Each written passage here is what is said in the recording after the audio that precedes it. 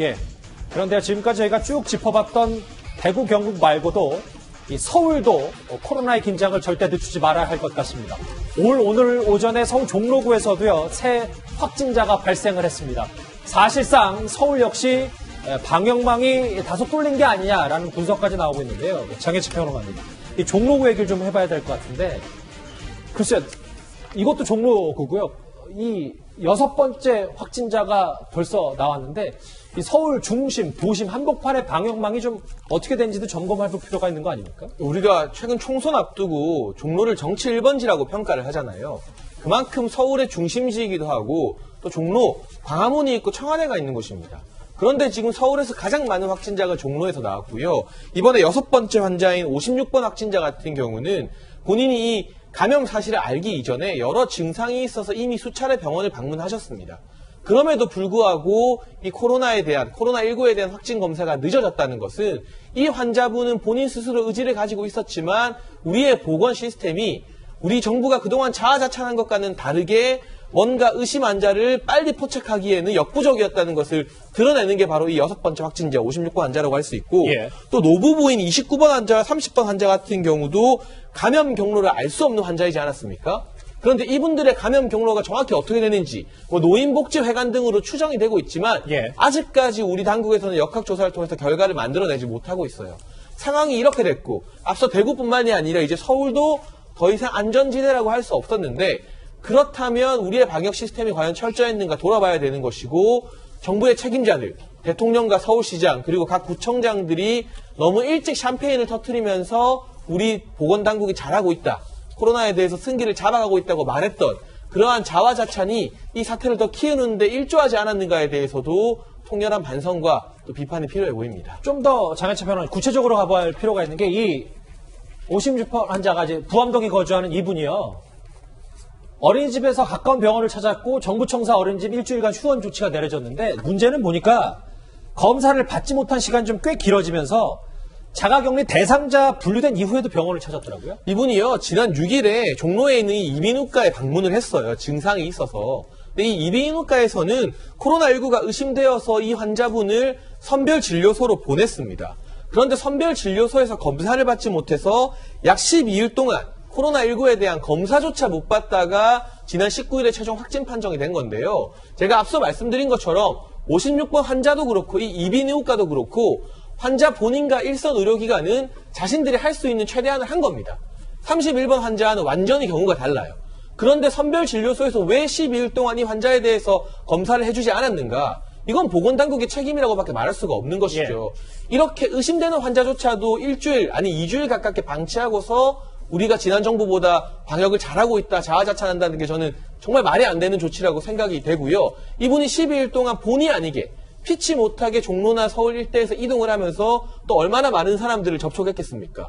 6일날 이비인후과에서 의심 소견 말했을 때 바로 검사가 이뤄지고 하루 만에 확진 판정이 났다면 접촉자를 기하급수적으로 줄일 수 있었을 겁니다. 이 책임에 대해서는 우리 보건당국과 정부 책임자들이 정말 뼈아프게 생각해야 될 것 같습니다. 네, 잠깐만 좀 곁들이면요. 예. 우선 이 이비인후과를 첫 방문한 날짜가 6일입니다. 예. 그런데 이 6일에는 중국을 다녀왔느냐, 우한을 다녀왔느냐 이걸 묻고 다녀오지 않았다고 한다면 여기에서는 코로나19 의심을 하지 않은 그런 식이거든요. 예. 그리고 또 한 가지는 이 지난 18일 날 의심 판정을 받았는데 문제는 6일부터 18일 사이까지는 진단 키트가 일선 병원에까지 내려보내지지 않았습니다. 맞아요. 네, 그렇기 때문에 늦어진 측면이 있습니다. 자, 지금까지의 코로나19 상황을 보면 글쎄요, 아직까지 나중에 평가는 나중에 해도 됩니다만 정부와 여당 내 목소리가 너무 이런 자화자찬 아니었냐는 비판 쏟아질 수밖에 없습니다. 화면 만나보시죠. 국제사회도 한국의 이 감염병 확산 차단에 대해서 상당히 효과가 있다라고 평가를 하고 있는 상황이기 때문에 코로나 바이러스 확진자가 나온 지 꼭 한 달이 되었습니다. 그동안 정부도 열심히 하고 국민들께서도 정말 잘 대응하고 계십니다. 이도현 의원님, 네. 너무 이런 자아자찬은 그렇다 접어두고 그런 상황이기 때문에 이런 대응 자체가 한 발 늦은 건 아닌지 이걸 좀 꼬집어 봐야 되는 건 아닙니까? 정부의 그 메시지가 명확하고 일관적이어야 되는데 정부의 메시지도 사실 좀 흔들리는 면이 있고 어제 좀 지적했습니다만 대통령의 메시지도 여러 번 흔들렸었죠. 특히 이제 정부 고위 인사나 그 당을 대표하는 인사들도 역시 발언을 신중해야 되는데 두 분이 질병관리본부나 이런 정부기관을 그 격려하고 또 선거를 앞두고 있기 때문에 어떻게든 그 민심을 좀 수습하는 방향으로 하는 거는 뭐 이해는 갑니다. 그렇지만 그 선거에 대한 만약에 그 고려가 너무 좀 그 깊어져서 다른 고려를 하게 된다면 조금 우리 그 정부의 전체적인 그 감염 대응도 조금 떨어질 수밖에 없는데 예를 들어서 지금 이제 중국에서 오는 그 유학생 등 그 중국 관광객들에 대해서 어떻게 할 것이냐 이런 문제들 그런 문제들을 고려할 때 이 감염과 관련돼서 그 고려하는 게 아니라 시진핑 그 주석의 방안이라든지 특히 또 그 4월 선거를 앞두고 3월에 어떤 남북 관계의 개선이나 중국과의 관계 개선이라든지 이런 식의 고려가 있다면은 정부가 대응하는데 어떻게 보면은 걸림돌이 돼 있기 때문에 지금은 굉장히 그 위기적인 상황이기 때문에 정부도 그렇고 여당도 그렇고 일단 이 코로나19 대응에 총력을 기울이는 게 좀 필요하다 이렇게 얘기할 수 있겠습니다. 네, 이런 가운데요. 이틀 전에 현장 상인들을 격려하기 위해 시장을 찾았던 김정숙 여사가 한 언론 보도에 따르면 방문 연출 논란에 시달리고 있습니다. 화면 같이 보시죠. 먼저 할 겸 저렇게 살피러 왔어요. 그래도 너무 잘해주셔서 참 하나도 나고자고 하니까 대통령 고맙습니다. 예, 하여튼 잘 극복해 나갑시다. 우리 꿀 좀 사서 생강청을 좀 하려고 그래서 오늘 꿀 좀 사려고 해요. 꿀 좀 주세요. 이거 다는 들고 갈 수 없고 제가 생강청 좀 해서 드리려고 이거 3개만 일단 먼저 들고 갈게요. 매출이 좀 괜찮아요? 아무래도 코로나 때문에 조진 부장, 네. 일단 사실관계부터 확인해봐야 될 것 같은데 김정숙 여사가 찾았던 현장, 이 방문 연출 논란 사실은 맞는 겁니까? 네, 우선 좀 정리를 해드리면요. 어제 일제히 조간신문에 보도가 됐었습니다. 화요일에 한 전통시장을 찾았죠. 예. 그러면서 상인들과의 대화를 나누는 것, 그리고 꿀 40kg을 샀다, 생강을 샀다, 대파를 샀다, 그리고 유명 셰프 2명이 동행을 했다.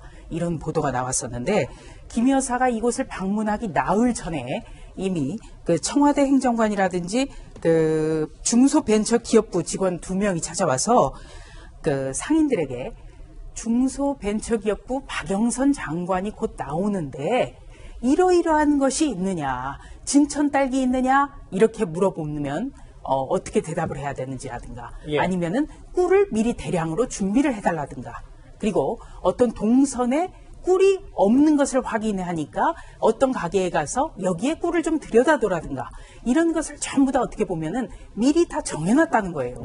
그리고 실제로 김정숙 여사가 상인들과 나눈 대화를 보면 진천 딸기 있어요? 이런 게 나와요. 예. 그렇다면은 이거는 각본에 의해서 움직인 것 아니냐 이런 논란이 불가피한 것이죠. 이것이 문제가 되는 것은 소통이라고 하는 것은 마음을 담아야 되거든요. 그리고 민심을 듣기 위해서 나간다면은 여과 없이 들어야만 그것이 민심 청취라고 우리는 받아들일 수 있는 겁니다. 예. 문재인 대통령이 언젠가 종로구의 한 호프집에서 직장인들과 호프 미팅을 갖는다라고 해서 저희가 관심을 가졌습니다만 그 현장에는 사실 예전에 문재인 대통령과의 대화에 출연했던 한 남성이 카메라에 부착이 돼서 이것도 연출이다. 이것이 무슨 소통이냐? 이거는 쇼통이다. 이런 논란이 많았지 않습니까? 조선시대만 하더라도 왕이 미복 차림, 그러니까 복장을 바꾸고 시장에 나갔지만 뭔가를 듣고 싶은 것만 들었다는 그런 기록은 없거든요. 그렇기 때문에 정말 민심을 청취한다면 여과 없이 어떻게 보면은 연출되지 않은 정말 생생한 현장의 목소리를 들어야만 우리는 그것을 민심 청취라고 할 수 있을 것 같습니다. 네, 저는 김정숙 여사 방문한 것보다 정세균 총리 지난 13일에 신촌 명물거리 방문한 게 더 큰 문제라고 보는데 지금 동선이나 물품 같은 경우를 미리 맞춘 정도 그치는 게 아니라요. 발언에 대해서도 사전 조율이 있었다고 합니다. 신촌의 상인 C씨 같은 경우가 코로나19뿐만이 아니라 신촌이 차 없는 거리로 지정되면서 장사가 안 된다. 이런 이야기를 하려고 하자 서대문구 소상공인회 회장이 그런 말은 일절하면 안 된다고 사전에 조율을 했다는 것이죠. 총리가 오고 대통령 영부인이 와서 발언을 해도 듣고 싶은 말, 사전 각본대로 상인들에게 시나리오대로 정해진 말만 하게 한다면 예. 그게 도대체 무슨 여론 수렴이고 국민을 위로하는 것이겠습니까? 지금 이 판국의 국가적 위기 상황에서 본인들의 이미지 관리를 위한 쇼라는 비판을 정말로 피하기 어려워 보입니다. 자, 오늘 뉴스탑10의 시작부터 코로나와 관련 속보와 그리고 정부의 상황인식 하나하나 짚어봤는데요. 지금 관련해서 오늘 발병 한 달 만에 첫 사망자가 나왔고 오늘 한꺼번에 확진자 수가 크게 늘면서 104명, 우리나라 확진자 수가 104명. 그러니까 중국 그리고 크루즈에 이어서 바로 우리나라가 이 코로나 확진자 수가 가장 전 세계적으로 높게 됐습니다. 관련 속보들이 나가고 있는데요. 계속해서 다음 주제에 이제 분위기를 좀 바꿔볼 텐데 만약에 정치권 이슈를 다루다가도 코로나 관련 속보가 나오면 저희가 실시간으로 바로바로 전해드리도록 하겠습니다. 관련 소식 여기서 정리하고 다음 주제 이제 여의도로 뉴스탑10 이어갑니다.